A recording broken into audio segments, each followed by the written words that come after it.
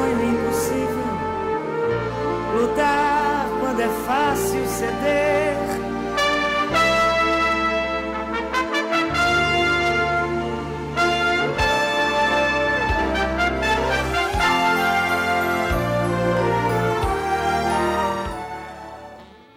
Em 1973, no Vietnã arrasado, o cessar-fogo põe fim à brutal investida dos Estados Unidos contra o governo comunista de Ho Chi Minh. Judeus e árabes deflagram a guerra do Yom Kippur. No Chile, o golpe militar depõe e mata Salvador Allende. O Uruguai suspende as garantias individuais. O Paraguai vive sob a ditadura de Stroessner. No Brasil, a ditadura militar sufoca a guerrilha do Araguaia, mata, prende, tortura, censura. O ministro da Justiça, Alfredo Buzaide, proíbe até a venda das gravuras eróticas de Picasso. Foi em plena ditadura que nasceu uma associação de classe, justamente num regime muito avesso e ao qual era antipático qualquer atitude, qualquer regime de reivindicação, qualquer atitude de corporativismo. A partir do Procurador-Geral não havia independência do Procurador-Geral, que era podemos dizer, um simples mandatário do Poder Executivo. A associação foi fundada, eu me lembro bem, num sábado. Naquela época, a Procuradoria da República nem sede tinha. O grande líder desse movimento pela criação de uma instituição de classe do Ministério Público Federal foi Geraldo Fonteles. O rapaz sempre foi um cara extremamente idealista, né? E ele sempre se empolgou com isso, né? O principal era estabelecer uma comunidade.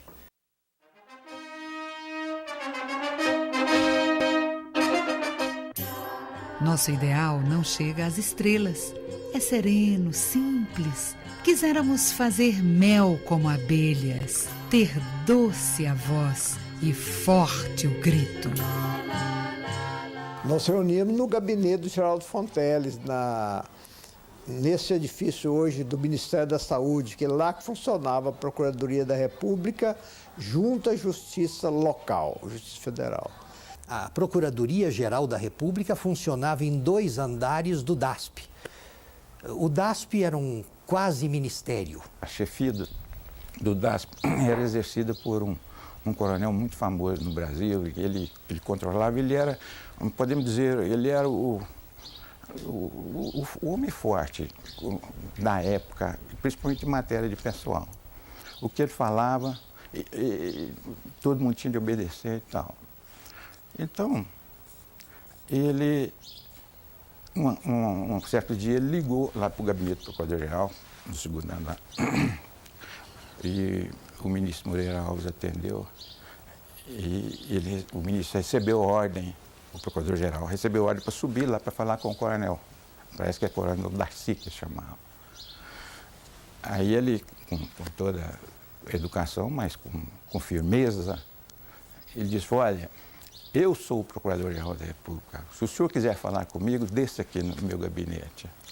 E aquilo para nós foi muito significativo, porque foi uma espécie da primeira reação que a gente viu, principalmente os daqui de Brasília, contra quase uma afronta ao regime, aquela situação.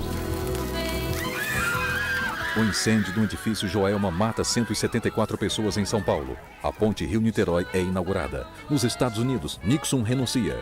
Morrem Mao Tse-tung e Perón. O Chile vive sob a ditadura de Pinochet. No Brasil, o general Geisel assume o poder e fala pela primeira vez em distensão. A NPR é finalmente registrada.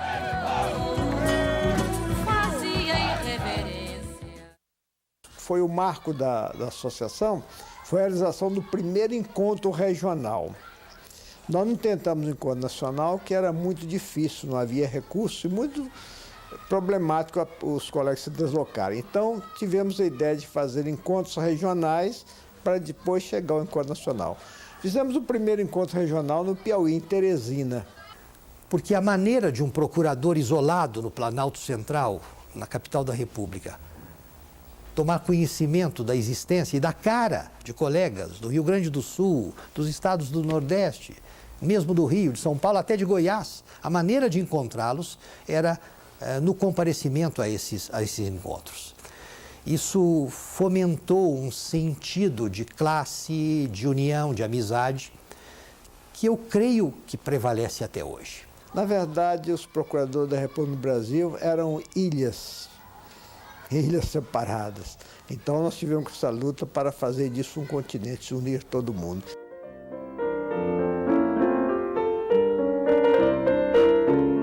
Nesses primeiros encontros nós começamos a debater, germinar a ideia de uma autonomia do Ministério Público.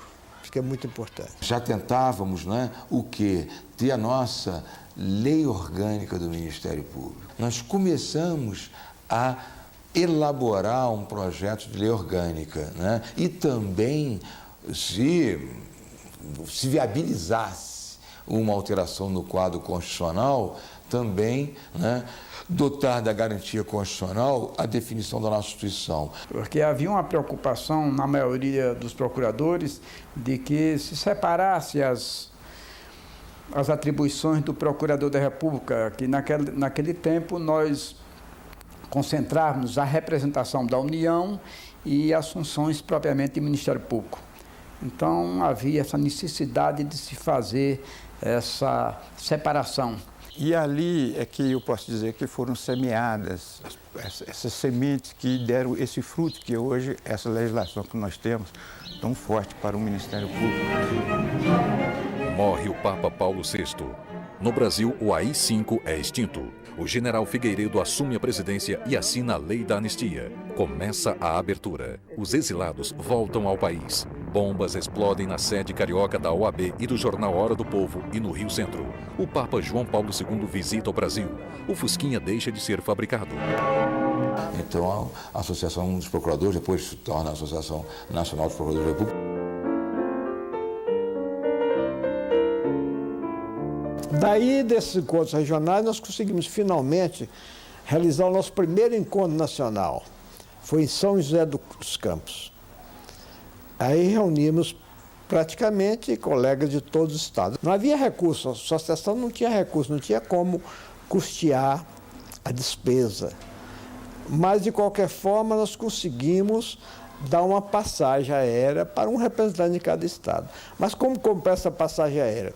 As passagens, eu fiz o financiamento em meu nome pessoal, porque a associação não tinha condição de fazer. E me lembro muito bem que dele participou também o que nós do Ministério Público considerávamos à época e consideramos até hoje o protomártir do Ministério Público, que era o Pedro Jorge. Olha, ter um momento de emoção, de tristeza, melhor dizendo, foi termos perdido. Ele foi meu colega de associação e colega do Ministério Público e trabalhamos muitas vezes juntos em iniciativas da própria associação.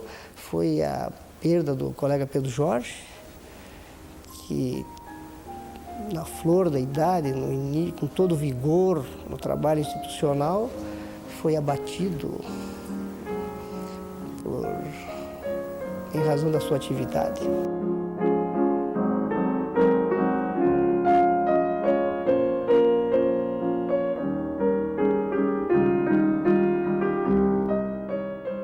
Ele veio a ser assassinado porque estava investigando uma fraude gigantesca acontecida em Pernambuco e pessoas politicamente poderosas interferiram para que ele fosse afastado do caso. O pessoal tirava empréstimo no Banco do Brasil sob o argumento de plantar mandioca, por isso ficou famoso o caso da mandioca, plantar mandioca, e não plantava mandioca coisíssima nenhuma, usava o dinheiro para outras coisas.